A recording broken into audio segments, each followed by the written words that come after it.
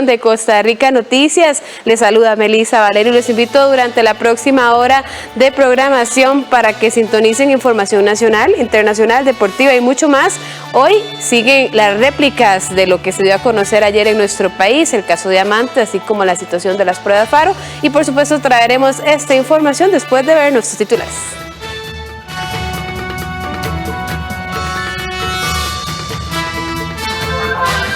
La audiencia de los detenidos en caso Diamante empezó con retrasos esta mañana en Goicoechea. El Consejo Superior de Educación califica de inapropiadas, abusivas y muy insensibles las preguntas hechas a los alumnos de quinto año como parte de las pruebas Faro. Por considerar el proceso electoral como una farsa, Estados Unidos dictó nuevas sanciones contra altos funcionarios nicaragüenses. La tricolor se jugará esta noche lo que posiblemente sea el último chance de ir a Qatar.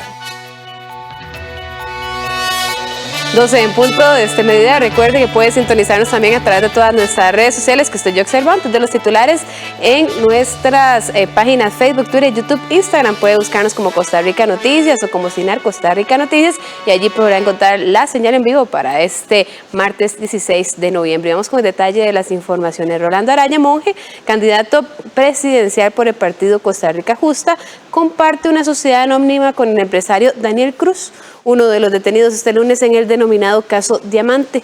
Se trata de la Sociedad Desarrollo Darumacar S.A., creada en el 2017, de la cual Araya aparece como presidente y Cruz como vicepresidente. No obstante, en un comunicado de prensa divulgado este martes, el aspirante presidencial procura desligarse de cualquier vínculo empresarial con el detenido y asegura que dicha sociedad fue creada únicamente para adquirir una finca.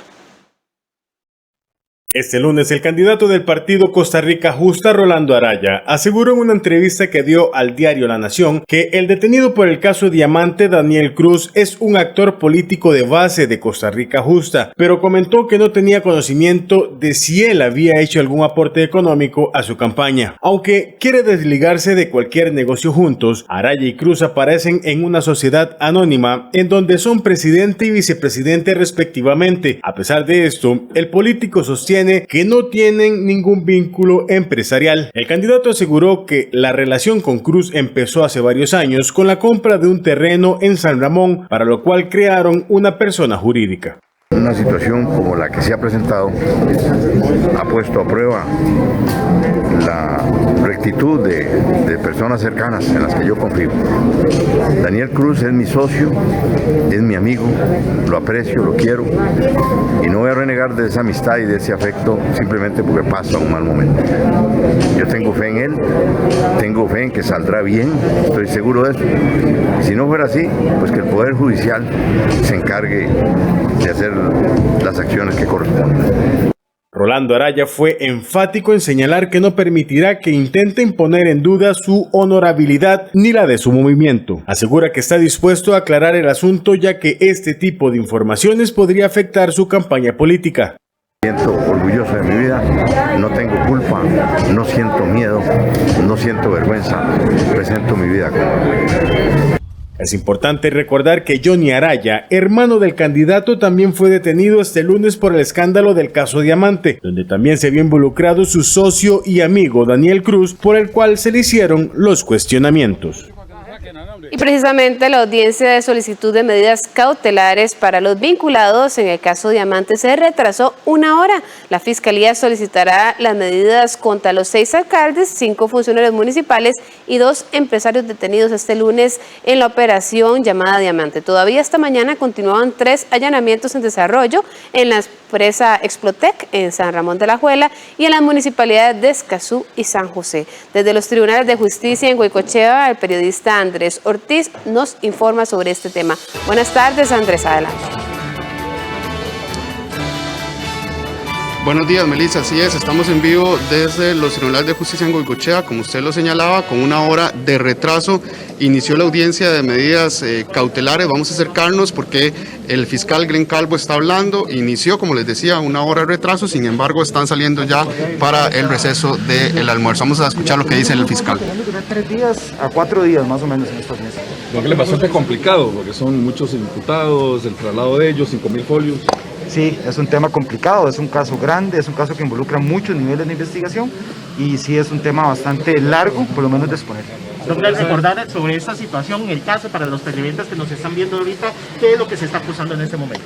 Bueno, no estamos acusando, estamos en una vista de medidas cautelares solicitada por el Ministerio Público ante el Juzgado Penal de Hacienda, básicamente sobre un caso que gira en torno a licitaciones municipales en 8 municipalidades del país respecto a los allanamientos y las detenciones del día de ayer, en las cuales se investigan presunta corrupción y presunto pago de sobornos para favorecerse con licitaciones y con adelanto de pago de facturas. Pruebas contundentes, don Glenn. Muchísimas gracias.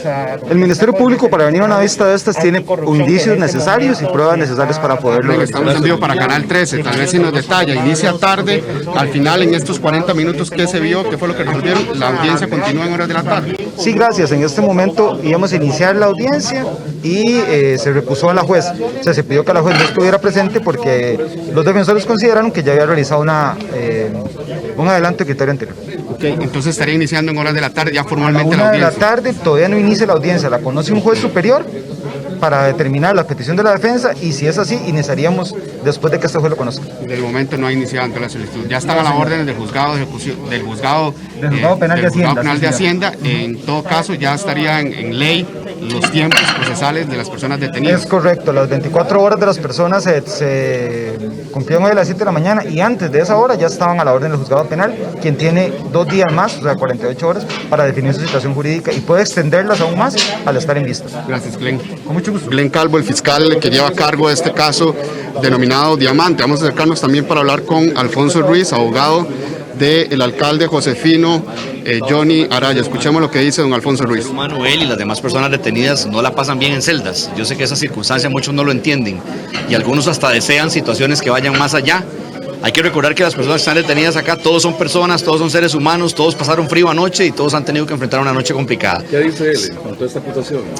Bueno, don Johnny defiende su posición y mantendrá su posición hasta el final de su inocencia y vamos a acreditar. Sin embargo, vamos a valorar el tema de la petición de las medidas cautelares para valorar si algunas son consecuentes con el proceso y toma él una decisión de mantenerse, digamos, al margen de algunas de las actuaciones de la municipalidad. La situación es Protec, ¿verdad? No es con este caso. No, ya detalles específicos, sí hay una empresa relacionada con ese nombre, pero quién se involucra con qué, sí, por respeto al proceso y porque así nos lo pidieron expresamente, detalles no los vamos a poder revelar. Alfonso, esta situación de la recusación del juez retrasa la solicitud de medidas cautelares, es decir, las personas continuarán acá detenidas en la celda judicial. La retrasa porque primero la audiencia empezó un poco tarde, lógico, la logística de este tipo de procesos es muy compleja, estamos en 3 salas, estamos transmitiendo por Teams, en pantallas, con audio, y lograr un adecuado sonido e imagen en todas las salas no es sencillo y sin embargo lo han logrado el despacho. Claro que retrasa porque ahora hay que esperar a que un juez del tribunal venga a resolver sobre la solicitud de recusación y luego que resuelva, decidir si la jueza que ya inició continúa o si se nombra otro juez. ¿Qué se prevé para esto? ¿Podría entonces continuar durante la tarde, mañana, iniciar? Porque formalmente la audiencia no ha iniciado. Sin lugar a dudas, aún iniciando el Ministerio Público hoy, es probable que su gestión no termine hoy mismo.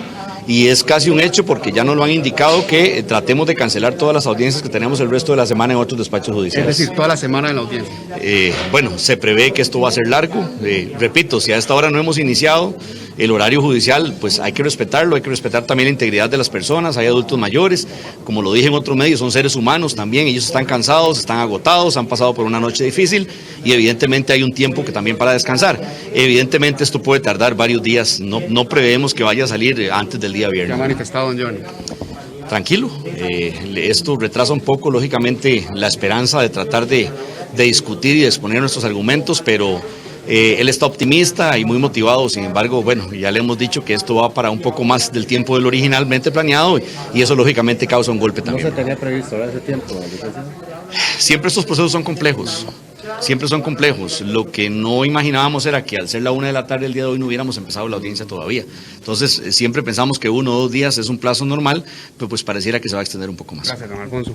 Don Alfonso Ruiz, abogado del alcalde josefino Johnny Araya, que como ustedes lo escuchaban tanto en declaraciones del fiscal a cargo, don Glenn Calvo, como también del abogado de Johnny Araya, el resto de los abogados ya salieron de acá del tercer piso de los tribunales de justicia en Goicoechea. Vamos a ver si nuestros compañeros en producción tenemos ya también las imágenes del momento en que las personas detenidas estaban siendo trasladados hasta las celdas, lo vemos en este momento en imágenes del camarógrafo Sergio Quesada, hasta las salas de juicio número 8, 9 y 10 de aquí de Goicoechea, donde se estaría iniciando esta audiencia de solicitud de medidas cautelares que estaría retrasada por esta recusación que se da a la jueza, que estaría iniciando por un adelanto de criterio, según lo que han señalado jueces que han recusado a la jueza, y ahora será un juez entonces del Tribunal de Juicio de Goicoechea que vendrá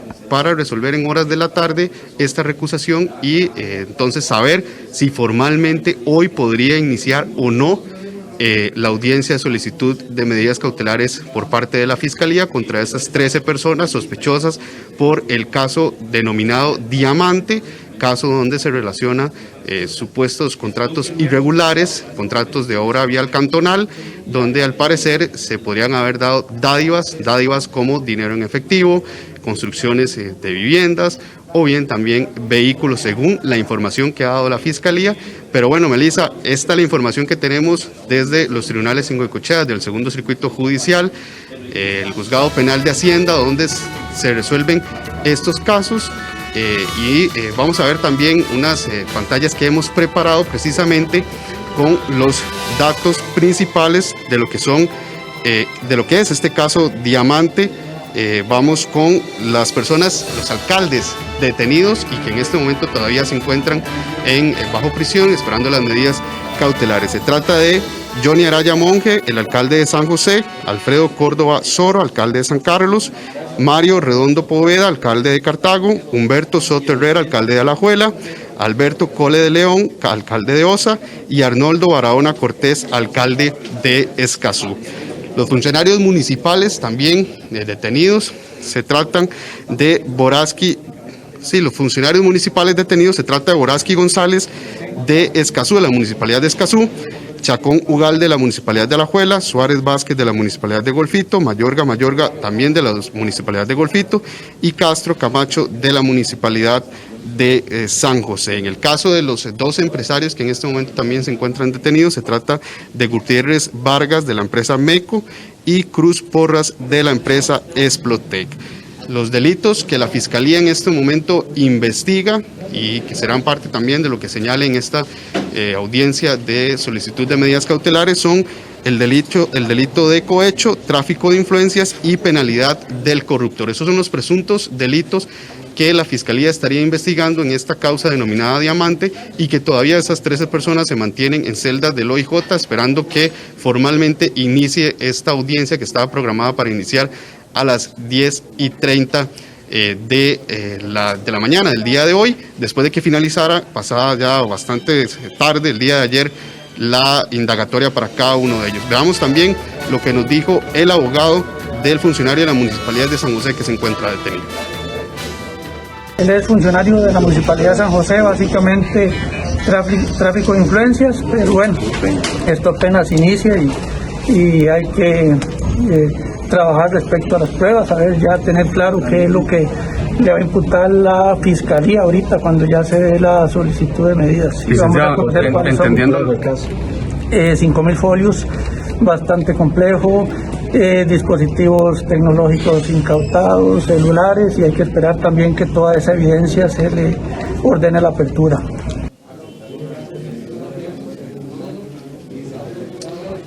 Bien, Melissa, esta es la información que tenemos desde los tribunales de justicia en Goicoechea, el segundo circuito judicial de San José, en el juzgado penal de Hacienda, donde se realiza esta audiencia, o más bien estaba para que iniciara, sin embargo ya ustedes escucharon que se retrasa aún más debido a la recusación de la jueza que inicialmente iba a realizar la audiencia, y ahora serán horas de la tarde que se definirá si puede continuar o no, y así entonces iniciar la audiencia de solicitud de medidas cautelares. Melissa, esta es la información que tenemos y estaremos muy pendientes también de lo que se resuelva.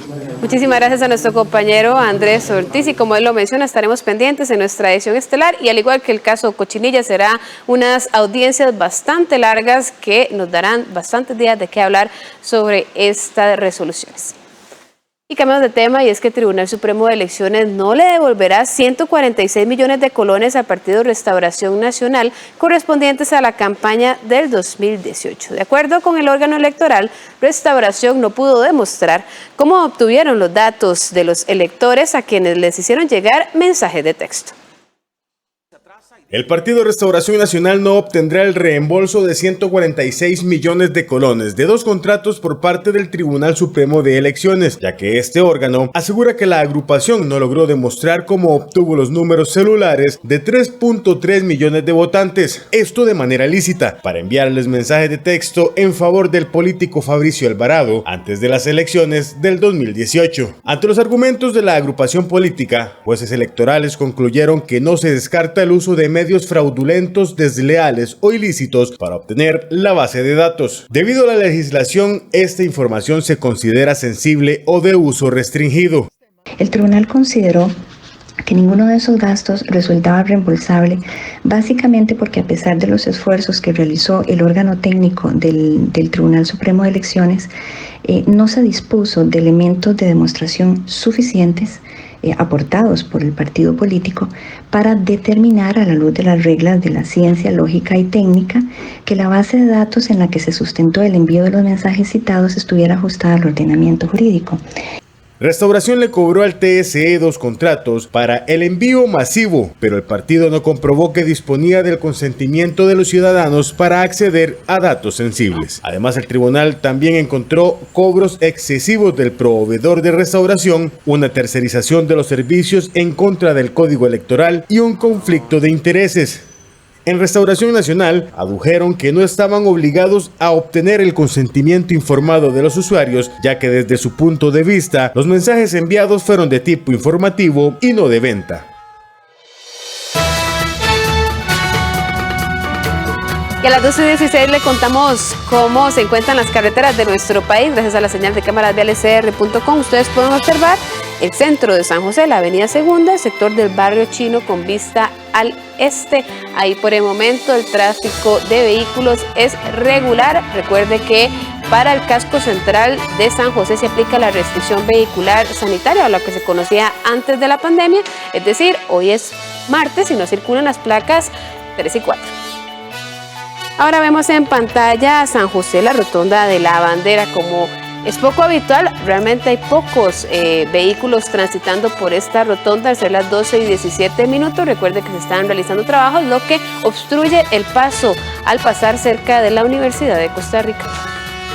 Ahora nos trasladamos a la ruta 39 en el sector de Atillo 8, que va para Pavas, La Uruca. Ahí sí hay un poco más de vehículos aglomerados en esta ruta nacional para quienes buscan ingresar a Pavas, La Uruca, mientras que quienes buscan salir de ella tienen una pista completamente despejada. Por último vemos la ruta 215 Curridabat del sector del Registro Nacional con vista al oeste. Ahí sí se observan un poco más de vehículos buscando transitar por este sector del Registro Nacional, Multiplaza del Este, para que usted tome las previsiones en caso de que deba trasladarse por estas zonas. Y el Consejo Superior de Educación califica de inapropiadas, abusivas y muy insensibles las preguntas hechas a los alumnos de quinto año como parte de las pruebas FARO. Todos los detalles de esta información después de la pausa.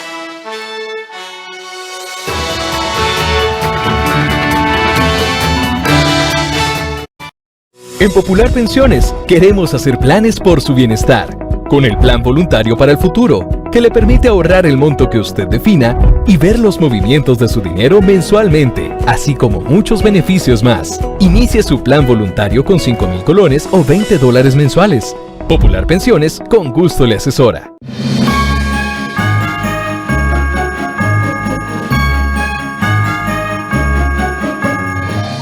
Ya se acerca la caravana navideña y es por eso que quiero invitarlos a que nos sigan a través de las diferentes redes sociales, donde tendremos fotografías, videos y muchísima información. Acompáñenos y síganos en todas las plataformas digitales.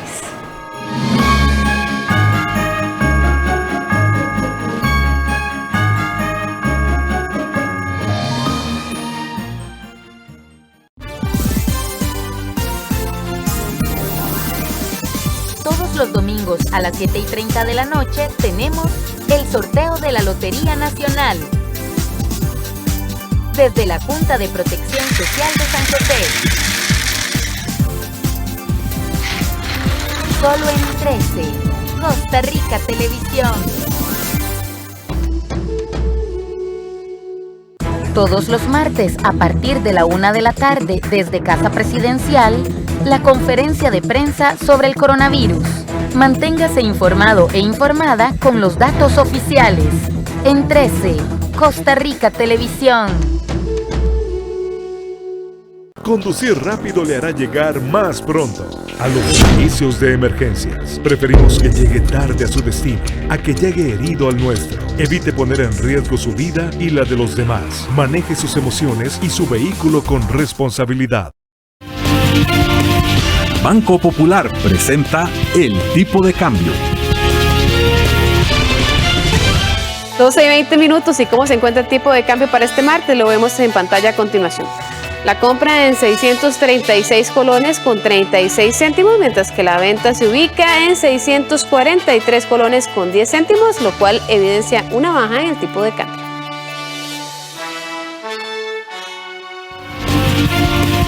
Banco Popular presentó el tipo de cambio.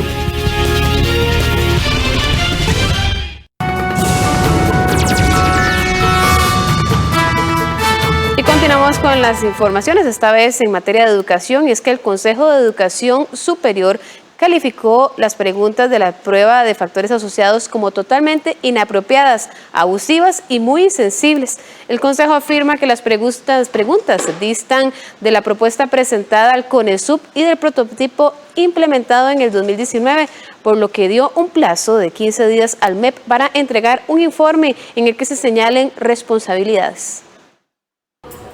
El Consejo Superior de Educación aseguró que la forma en la que el Ministerio de Educación Pública planteó, diseñó y aplicó la prueba de factores asociados a más de 77,000 estudiantes de quinto grado de escuela es completamente inapropiada e inaceptable, tanto por la duración de la prueba en sí como por la complejidad y el tipo de preguntas realizadas, por lo que exigen al MEP una explicación detallada de lo ocurrido y la rendición de cuentas en un plazo de 15 días hábiles.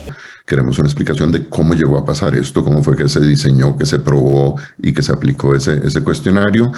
Y además estamos solicitando que en el caso de las pruebas de secundaria, por ahora, no se aplique el cuestionario de factores asociados hasta que esto se corrija. El Consejo asegura que si bien ellos aprobaron en el 2019 la aplicación de las pruebas FARO, que sí incluía la consulta de factores asociados, la prueba aplicada el viernes dista de lo presentado al Consejo y lo implementado en el plan piloto que se realizó en el 2019. Pero sí es muy extraño porque cuando nos explicaron, digamos, la aplicación del pilotaje que se hizo, y siempre es muy importante hacer un plan piloto para probar precisamente las preguntas, los ejemplos de preguntas que nos presentaron en la sesión del Consejo eran muy distintas y eran preguntas completamente razonables, nada que ver con estas que se aplicaron el viernes pasado. Garnier explicó que la prueba de factores asociados es relevante para el proceso educativo porque permite identificar puntos de mejora y realizar política pública, e incluso afirma se trata de un modelo moderno que se aplican en pruebas internacionales como la PISA, la cual se realiza en países miembros de la OCDE y el cual Costa Rica también es miembro. Este es un tipo de cuestionario que se usa mucho, se usa en las pruebas PISA, por ejemplo, y se aplican, entiendo que el Ministerio los ha usado en otro momento. Pero eso aquí, como mucha gente ha dicho, se convirtió como en el sustituto del censo del INEC. O sea, llenar 600 bolitas de estudiantes. Fíjense que el acuerdo del Consejo era que este examen no podía durar más de 3 horas total. Y lo que hemos visto es que hubo niños que duraron 4 o 5 horas. Si uno piensa en el cuestionario de factores asociados que se usa en las pruebas PISA, ese cuestionario no dura más de media hora llenándose. Y es un cuestionario muestral que no se le aplica a todos los estudiantes, sino a solo una muestra. ¿Para qué? Para poder identificar esos factores. Yo no necesito aplicárselo a los 77,000 estudiantes. Pese a ello, el Consejo calificó de evidente que las preguntas de contexto aplicadas no solo fueron excesivas, sino totalmente inapropiadas, abusivas y muy insensibles para estudiantes que rondan los 10 años de edad. La forma en la que se diseñó y aplicó la prueba resultó en un proceso tortuoso e injustificado para los y las estudiantes, causándoles un nivel de angustia inaceptable y violentando el derecho a la privacidad y confidencialidad en el manejo de información sensible, reza un comunicado emitido por los 6 miembros del CONESUB. Consecuencia de los cuestionamientos tras la aplicación de esta prueba, Giselle Cruz, ministra de Educación, y Melania Brenes, viceministra académica, dejaron su cargo el pasado fin de semana. Y continuamos con esta información, y es que, como lo mencionaba en la nota anterior, hasta 5 horas le llevó a algunos estudiantes de 5º grado de escuela completar el cuestionario de factores asociados de Faro, en el que se incluían unos 600 ítems sobre su condición socioeconómica. La discusión ahora es si se violentaron con esta prueba los derechos de los menores e incluso de los padres de familia. Para ayudarnos a responder esta y otras dudas, nos acompaña vía remota Daniel Rodríguez, director ejecutivo de la Fundación Privacidad y Datos PRIDAT, la cual es una ONG que busca la protección de los datos personales de los costarricenses mediante la aplicación de política pública, la capacitación e incluso la defensa legal. Muy buenas tardes, don Daniel, y gracias por acompañarnos. Buenos días, Melissa, y a quienes nos sintonizan. Muchas gracias por la invitación. Para iniciar, don Daniel, en su criterio, ¿existió o no una violación de los derechos de los menores o de sus familias con estas preguntas incluidas en las pruebas Faro? Gracias, Melissa. Sí, sin duda. Nosotros hemos identificado muchísimos puntos o elementos de preocupación que intentaré resumírselos en los menos que pueda. El primero es recopilar los datos directamente a través de los menores de edad, cuando es claro que ellos no están capacitados o no están en una posición para contestar a ese tipo de preguntas. Incluso queda en duda la confiabilidad de las respuestas que pueda dar un menor de edad a este tipo de preguntas sobre si su casa es alquilada o se adquirió mediante un préstamo, en fin. Nos parece sumamente reprochable utilizar a menores de edad para recabar información que, según nuestra legislación, es información sensible. Lo que me lleva al siguiente punto, ¿no?, de que los datos que se recopilaron tienen que ver con la condición socioeconómica de estos niños y de sus familias, lo que según la Ley de Protección de Datos es calificado como datos personales sensibles que tienen una especial protección en virtud de que su uso inadecuado o por parte de cibercriminales o incluso de otras personas podría generar riesgos de discriminación y también comprometer otros derechos fundamentales de la niñez en este caso. Don Daniel, ¿dónde marca la línea de la información como sensible o no? Hemos hablado mucho en los últimos días por el tema del código QR, en donde se ha visto, por ejemplo, que qué tan accesible debe ser la información para usuarios, para autoridades y cuándo no. ¿Dónde está esa línea que divide datos sensibles a datos de necesidad o de acceso público? Gracias, Melissa. Es una excelente pregunta. Los datos sensibles, según nuestra legislación, son aquellos datos que se refieren al fuero íntimo de la persona, aquello que es más íntimo y que no tiene por qué ser de conocimiento de otras personas. Nos referimos, por ejemplo, al origen racial, a las convicciones religiosas, a las opiniones políticas, a los datos de salud, como usted muy bien indica con el tema del código QR, datos sobre la orientación sexual también. En fin, son datos que no tienen por qué ser de conocimiento público, pero en todo caso, independientemente de que se trate de datos personales o de datos personales sensibles, la protección que se debería dar a estos datos es mucho mayor que la que evidentemente nuestras autoridades han demostrado darle a este tipo de información. Nuestra legislación sí contempla una categoría de datos de acceso restringido o datos de acceso público que siguen siendo datos personales, y ese es un error que tiene nuestra legislación y que se debe reformar, porque en realidad, insisto, cualquier dato o información relativa a una persona física identificada o identificable es un dato personal que requiere protección. En el caso de los datos sensibles, esa protección es aún mayor y debemos proteger y garantizar que así sea.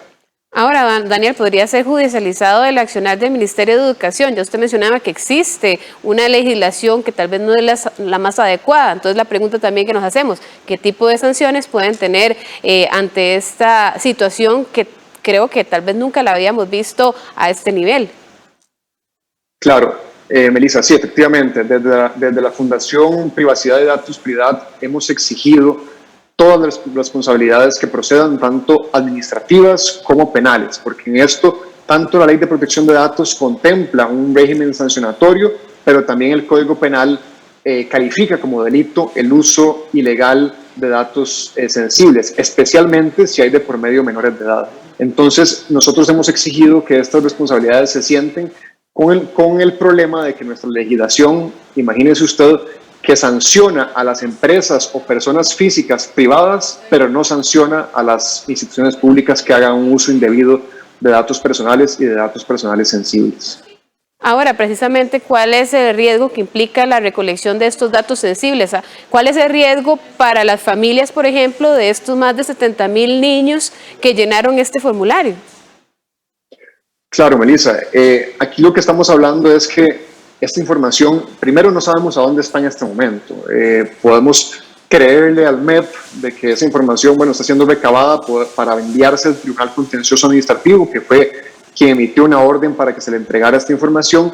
Sin embargo, el problema con estos temas es el tiempo. Cuanto más tiempo pase entre que se comete la recolección ilegal de los datos y que estos se destruyen o se depositan ante un órgano imparcial con las medidas de seguridad procedentes, el tiempo que transcurra es esencial, porque cuanto más tiempo transcurra, más posibilidad hay de que una persona quiera fotocopiar, por ejemplo, los folletos, le tome fotografías a la información, incluso que la traslade a un formato digital, lo cual es muy sencillo, porque estos exámenes se pasan normalmente a través de un lector que ya de por sí haría esa transformación a formato digital, y de esta manera ser mucho más fácil de producir y transmitir esta información y que termine en manos de ciberdelincuentes, sea para extorsionar, sea para exigir dinero o incluso también, ¿por qué no?, para otras personas para discriminar en virtud de la condición socioeconómica de estos niños y sus familias. Entonces sí, el riesgo es muy elevado y desde la Fundación hemos denunciado también un poco la pasividad de la Agencia de Protección de Datos, que es el órgano que regula esos temas en Costa Rica y que ha tenido lastimosamente una pasividad complaciente al punto de que a este momento, ya estamos martes y esto estalló el día sábado, aún la Agencia de Protección de Datos no ha decidido si comenzar formalmente un procedimiento de protección de derechos. Don Daniel, para finalizar, el Ministerio había ordenado el sábado eliminar las pruebas y ustedes también hicieron esta recomendación. Sin embargo, ya como lo sabemos, el Tribunal Contencioso ordenó que se le fueran entregados para su resguardo. ¿Cuál debería ser el paso a seguir en este caso? Sí, a ver, primero nosotros estamos de acuerdo y celebramos que el tribunal haya adoptado esta decisión. ¿Por qué? Porque preferimos que mientras decidimos qué hacer con esos datos, cómo destruirlos o si entregarlos a las familias, creemos que es esencial que estén custodiados ante un órgano imparcial, como lo es el Tribunal Contencioso Administrativo, un juez de la República, en lugar a que estén custodiados por el propio Ministerio de Seguridad Pública, que fue el propio infractor, ¿no? Entonces, por ese lado estamos de acuerdo. Ahora, ¿qué va a suceder ahora? Bueno, el juez en su decisión dice que al parecer se le va a dar la oportunidad a los padres de recuperar la información y asumimos que aquellos que no logren recuperar la información o que no quieran apersonarse al tribunal a recuperarla, el tribunal probablemente lo que ordenará es la destrucción. Ahora, esa destrucción evidentemente debe seguir medidas de seguridad suficientemente claras y suficientemente efectivas para garantizar que esa información no va a poder ser recuperada a futuro. Es decir, que la eliminación va a ser definitiva para que no puedan darse usos posteriores que impacten en los derechos y en la vida de estos niños y sus familias. Muchísimas gracias, don Daniel, por habernos acompañado esta tarde y darnos un panorama de la situación que acontece, porque tal vez muchas personas aún no entienden qué tan grande es esta situación. Muchas gracias. Con todo gusto. Conversábamos con don Daniel Rodríguez, quien es director ejecutivo de la Fundación PRIDAT y nos daba el enfoque de lo que sucede con la situación de las pruebas FARO.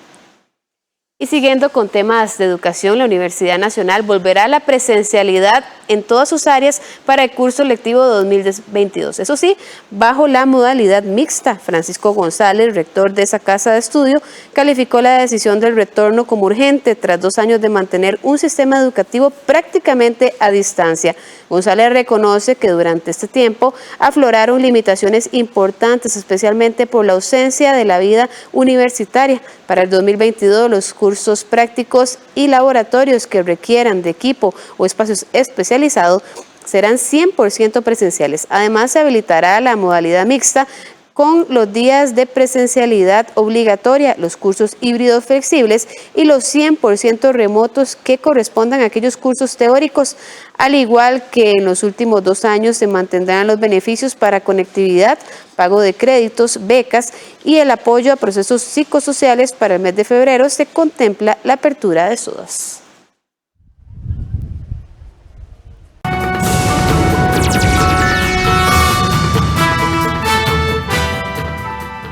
Y el Hospital Nacional de Niños ha detectado un aumento en la cantidad de menores diabéticos, mientras que hace una década allí se diagnosticaban 60 casos nuevos por año. Para este 2021 se terminará con 100 nuevos pacientes. Según datos de la Caja Costarricense del Seguro Social, de enero a septiembre del 2021 se detectaron 3.223 nuevos casos de diabetes a hombres y mujeres entre 0 y 19 años. Es decir, aproximadamente los centros de salud reportan cada día 12 consultas de pacientes menores con esta enfermedad. Solo el Hospital Nacional de Niños atiende 500 menores por este mal, la mayoría de ellos por diabetes tipo 1. Sin embargo, un 10% ha desarrollado la tipo 2, la que está asociada al estilo de vida, peso y herencia. En lo que llevamos del año hasta noviembre ya tenemos 90 casos, o sea, probablemente este año vamos a tener 100 niños diabéticos nuevos. En total tenemos aproximadamente 500 niños diabéticos que se controlan en este hospital y la gran mayoría de ellos, ¿verdad?, son niños diabéticos tipo 1. Aproximadamente el 90%, ¿verdad?, de los niños diabéticos son tipo 1. También vemos niños diabéticos tipo 2. La diferencia, ¿verdad?, la diabetes tipo 1 es que no hay forma de prevenirla. La diabetes tipo 2 se asocia, ¿verdad?, con niños con mucho exceso de peso, la mayoría ya adolescentes. Expertos señalan que la diabetes tipo 1 no se puede prevenir, pero la 2 sí, y mencionan que desgraciadamente se ha venido dando un aumento en menores de edad, lo cual hace 10 años no era habitual. La diabetes tipo 2, a pesar de que nosotros hemos dicho que es específicamente en adultos, es la única enfermedad crónica del mundo que está aumentando en los grupos de edad más jóvenes. ¿Qué significa esto? Estilos de vida no saludables, hacen menos actividad física, comen mucho más procesado, tienen mala dieta, pasan mucho más tiempo pegados a pantalla, genera aumento de peso, aumenta la resistencia de la insulina del cuerpo y se desarrolla diabetes tipo 2 muy temprano en la vida. Esto es algo que no es raro, ya lo estamos viendo en todos los países de Centroamérica. Y es que tan solo los primeros 5 meses del año se registraron 14.798 nuevos casos de obesidad en pacientes entre los 0 y 19 años, lo que aumenta significativamente las probabilidades de nuevos diagnósticos de diabetes tipo 2 en niños y adolescentes. Ahora, debido al incremento del riesgo de la obesidad o la obesidad como tal infantil que está apareciendo muchísimo, se ha incrementado el riesgo también de otro tipo de diabetes, la diabetes tipo 2, que también es una diabetes que es estadísticamente más prevalente que la diabetes tipo 1, pero proporcionalmente en la edad no tanto, porque en las personas, más bien entre niños y adolescentes, es más frecuente la diabetes tipo 1. Imagínate que ahora tenemos desde el 2000 empezaron a aparecer casos en niños con diabetes tipo 2, que antes no habían niños con diabetes tipo 2, niños que tienen problemas de obesidad, que por supuesto tienen herencia de diabetes, que no hacen actividad física, ¿verdad? Y todo esto la pandemia lo ha empeorado, ¿verdad? En el país hay 517.612 personas diagnosticadas con diabetes. Y médicos públicos y privados advierten que actualmente está afectando esta enfermedad a grupos de edad cada vez más jóvenes. Y la crisis de los contenedores pasa de lejos para el sector privado de la salud costarricense. Aseguran que debido a los pocos volúmenes de medicamentos e insumos que manejan, no se verán afectados. No obstante, se mantienen pendientes del impacto que podría traer a la caja del Seguro Social. El sector privado de la salud trabaja desde hace varias semanas en el tema de la crisis mundial de contenedores y su impacto en la salud, valorando posibles escenarios y tomando al mismo tiempo decisiones que puedan prevenir problemas que afecten a las personas, sobre todo en términos de medicamentos y tratamientos. A nivel privado, tanto a nivel de hospitales como de farmacias privadas, no prevemos mayores problemas, eso sobre todo debido al menor volumen que maneja el sector privado de salud con respecto al sector institucional o sector público representado por la caja. Como Cámara mantenemos esa comunicación constante con la institución, con los proveedores, los importadores. Además, este sector mantiene una comunicación constante con la Caja Costarricense del Seguro Social, específicamente con la Gerencia de Logística, para mantener una coordinación de aquellos productos que deben ser entregados y sus tiempos. La intención es valorar el camino que deben seguir en aquellos casos en que se presenten problemas. Hemos estado en contacto con la Caja Costarricense de Seguro Social para identificar aquellas entregas y aquellos contratos que pudieran sufrir algunos atrasos, todo eso para poder mitigar y minimizar el impacto que puedan tener en los pacientes. Justamente esta semana la Cámara comenzará un proceso de capacitación por 3 meses con alrededor de 66 funcionarios de la Caja del Seguro Social de departamentos de proveeduría y logística para sensibilizar y educar sobre todo en temas logísticos y de inventarios para que solventada esta crisis puedan estar mayor y mejor preparados. Deshabilitar inmediatamente las funciones duplicadas de los sistemas de información asociadas al proceso de licencias de conductores es lo que recomienda la Contraloría al COSEBI. Asimismo, esta entidad le urgió al MOP y al COSEBI garantizar los trámites de matrícula y la cancelación de citas para que funcionen razonablemente. Con la finalidad de determinar si la estructura de control implementada para la operación de los sistemas de asignación de citas para la prueba práctica y teórica de la licencia de conducir, la Contraloría General de la República realizó un estudio. Esta investigación muestra que los procesos de matrícula de pruebas teóricas y prácticas que aplica el Consejo de Seguridad Vial COSEVI se gestionan de manera desarticulada y poco proactiva. Incluso en los últimos meses no han abarcado ni el 50% de los cupos requeridos. Por otra parte, reflejó que el sistema actual de licencias, es decir, licencias web, convive con el antiguo sistema de licencias, dado que aún tiene funcionalidades pendientes de implementar, es decir, existe duplicidad de funciones, lo que implica un alto riesgo, según enfatizó el gerente interino de la Fiscalización para el Desarrollo de Ciudades de la Contraloría. Asimismo, se identificó que los mecanismos actuales de registro y autenticación de usuarios con los que cuenta el COSEBI no aseguran que cada persona se identifique de forma única, dado que permite que 2 o más usuarios tengan registrada una misma cuenta de correo electrónico en la cual reciben sus credenciales de acceso. Estas falencias de control han ocasionado la materialización de riesgos importantes. Tal es el caso de que un mismo usuario logre matricular un número considerable de citas y a su vez le ha permitido cancelar un gran número de ellas. La situación indicada se agrava al considerar que los cupos cancelados no vuelven a ponerse a disposición del público a través del portal web, sino que pueden ser asignados a otras personas directamente por parte de la Dirección General de Educación Vial, condición que resulta altamente riesgosa dada la ausencia de controles básicos. Calderón le recomendó al COSEBI deshabilitar inmediatamente las funcionalidades duplicadas en los sistemas de información asociados al proceso de acreditación a conductores y la actualización del diccionario de la base de datos de licencias. Por otra parte, el Ministerio de Obras Públicas y Transportes MOP y el COSEBI deben implementar los procesos necesarios para garantizar los trámites de matrícula y cancelación de citas para que funcionen razonablemente.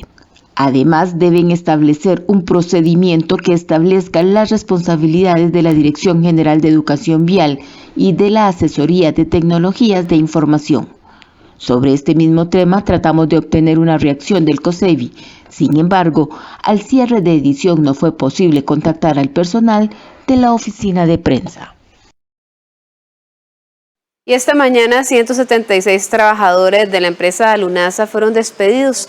La empresa que procesa aluminio, láminas y se encuentra ubicada en el cantón de Esparza de Punta Arenas, despidió a los trabajadores a través del bufete BDS Consultores, que entregó las cartas de despido esta mañana. Lunasa opera en el país con capital del gobierno venezolano y desde hace varios meses no pagaba a sus trabajadores ni salarios ni liquidaciones. Los empleados de Lunasa habían presentado el martes pasado un conflicto colectivo ante las autoridades de trabajo que exigía embargos ante el juzgado.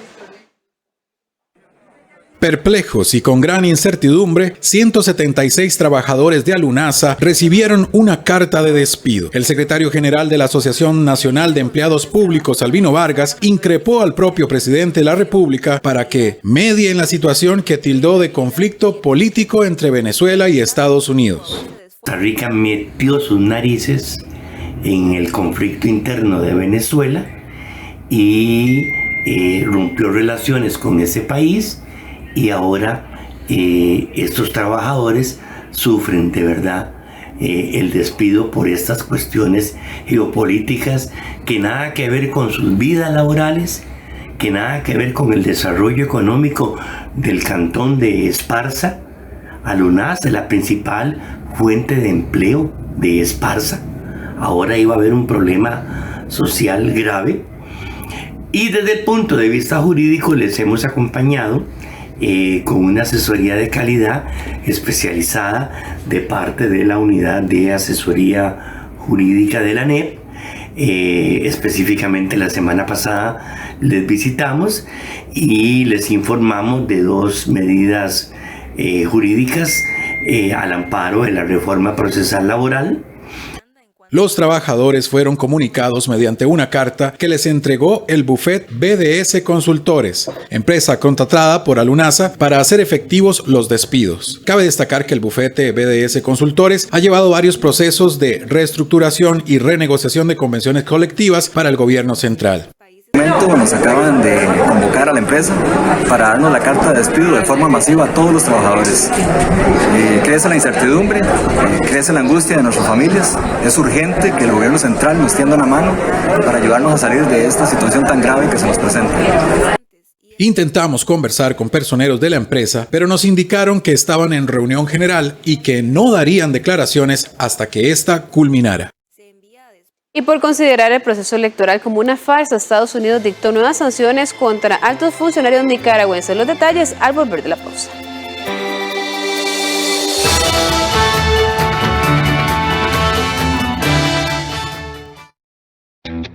¿Anda buscando un crédito amigable con el ambiente? Hoy más que nunca, cuente con nosotros. Solicite su crédito en nuestra página web, por Banca Fácil o en todas nuestras oficinas. Banco Popular y de Desarrollo Comunal. Regresan los Juegos Nacionales a 13, Costa Rica Televisión. Con toda la alegría y emoción de las justas deportivas de la juventud costarricense. Juegos Nacionales 2021. Resumen, domingos 8 y 15 de la noche. Por 13, Costa Rica Televisión. Conducir rápido le hará llegar más pronto a los servicios de emergencias. Preferimos que llegue tarde a su destino, a que llegue herido al nuestro. Evite poner en riesgo su vida y la de los demás. Maneje sus emociones y su vehículo con responsabilidad. En Construyendo la Costa Rica del Bicentenario, hacemos un viaje por la historia para celebrar los hitos y personajes que marcaron con acierto la identidad de nuestra nación. Y de la mano de la banda de conciertos de Heredia, hacemos un homenaje a grandes figuras de la música costarricense. Los jueves a las 10 de la noche, con repetición el sábado a las 8 de la noche y el domingo a las 10 de la mañana. Solo en 13, Costa Rica Televisión. Yo sigo estudiando para escribir nuestro presente y futuro.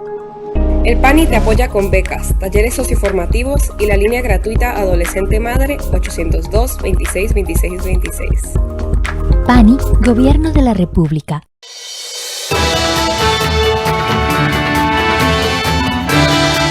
Estados Unidos impuso sanciones a la Fiscalía y a varios altos cargos gubernamentales en Nicaragua en respuesta a la farsa electoral y como un mensaje inequívoco para el presidente Daniel Ortega y la vicepresidenta Rosario Murillo. La soberanía ni se ve. Nuevas sanciones para Nicaragua. Estados Unidos impuso el lunes sanciones a la Fiscalía y a varios altos cargos gubernamentales en Nicaragua, en respuesta a la reelección del presidente Daniel Ortega y su esposa la vicepresidenta Rosario Murillo en los comicios del 7 de noviembre.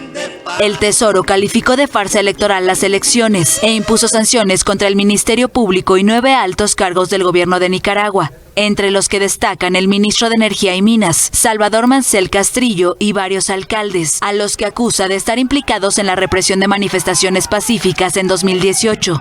El Tesoro estadounidense acusa a la Fiscalía de Nicaragua de haber arrestado e investigado injustamente a candidatos presidenciales y de haberles impedido postularse a cargos públicos, socavando así la democracia. Estados Unidos estima que los comicios no fueron democráticos por el encarcelamiento de los opositores y que el bloqueo de la participación de partidos políticos manipularon el resultado mucho antes de la jornada electoral. Además, el Tesoro en un comunicado explicó que las sanciones van dirigidas también contra quienes están reprimiendo a los nicaragüenses por ejercer sus derechos humanos y libertades fundamentales. Las nuevas medidas de castigo implican el bloqueo de todas las propiedades y posibles saberes de estas personas en Estados Unidos. Además, se bloquea cualquier entidad que sea propiedad, directa o indirectamente, en un 50% más de una o más de las personas sancionadas. En el poder desde 2007, Ortega obtuvo el 7 de noviembre un cuarto mandato consecutivo, en unos comicios en los que no tuvo rivales de peso, debido a que 7 aspirantes presidenciales de la oposición fueron detenidos y 3 de sus partidos ilegalizados. En 2019, Estados Unidos ya había sancionado a altos funcionarios nicaragüenses, incluyendo a Murillo, 3 de los hijos de Ortega y la policía por actos de corrupción y violación de derechos humanos. Este año, el presidente Joe Biden ordenó sanciones financieras contra otros funcionarios y prohibió el ingreso al país de más de un centenar de legislativos, fiscales y jueces de Nicaragua y sus familiares. La presencia policial, el arresto y la inmovilización de varios líderes de la disidencia impidieron a los cubanos manifestarse. Entre tanto, el gobierno se burló diciendo que fue una operación fallida de Estados Unidos. Protesta opositora frustrada en Cuba. La presencia policial, el arresto y la inmovilización de varios líderes de la disidencia impidieron el lunes la realización de una manifestación prohibida por el gobierno. La movilización buscaba exigir la liberación de presos políticos, pero el gobierno comunista denunciaba que era una estrategia de Estados Unidos para desestabilizar a Cuba. La Casa Blanca niega las acusaciones, pero señaló a las autoridades de la isla de silenciar la voz del pueblo cubano. Hay algunas cosas que revelar de esta operación fallida que se intentó articular y que ha sido un completo fracaso. Una vez más, la paz, la tranquilidad ciudadana, el consenso muy ampliamente mayoritario de nuestro pueblo y un fuerte apoyo internacional. El gobierno había prohibido la manifestación y amenazado a los organizadores con sanciones penales. Varios disidentes cubanos fueron arrestados y otros denunciaron haber sido bloqueados en sus casas por agentes de seguridad y que la conexión a Internet les fue cortada. La convocatoria a la protesta del lunes se produce después de las históricas y espontáneas manifestaciones del 11 de julio que dejaron un muerto, decenas de heridos y más de 1.200 detenidos según la ONG Cubalex. Organizaciones de cubanos en el exterior sí se manifestaron en países como México, Argentina y Uruguay, con protestas tanto a favor como en contra del gobierno comunista. En Cuba uno no se puede manifestar de ninguna manera. Manifestarse en Cuba es un delito, es motivo de ir preso. Pero ya ni siquiera reclamar algo, no, manifestarse pacíficamente. Salir 3 o 4 personas, una persona con una rosa blanca, es un delito. A pesar del bloqueo, a pesar de los intentos de instigación a la violencia promovidos por Estados Unidos, pues estamos celebrando los logros por la vida que nos enseña la Revolución Cubana. Cuba vive su peor crisis en casi 30 años con una grave escasez de alimentos y medicinas, así como un creciente descontento social. Y es hora de nuestra última pausa, pero no se vayan que volvemos con los deportes y el partido crucial de la selección nacional esta hora. Ya venimos.